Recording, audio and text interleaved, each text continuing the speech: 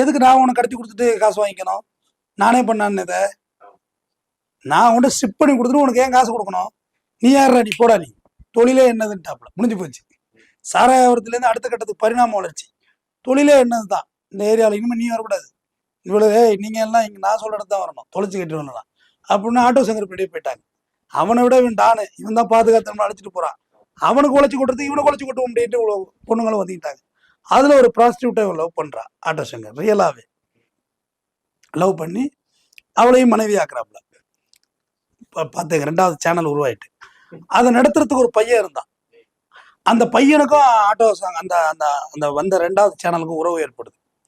உறவு ஏற்பட்டு அவங்க 2 பேரும் தனியாக தொழில் பண்ணுறாங்க. இது எல்லா இல்லீகல் தொழிலையும் நடக்கிற ஒரு பிரச்சனை, காமன் தான் இது. தனியாக தொழில் பண்ணணும், இது ஆட்டோ சங்கருக்கு பிரச்சனை ஆகிடுது.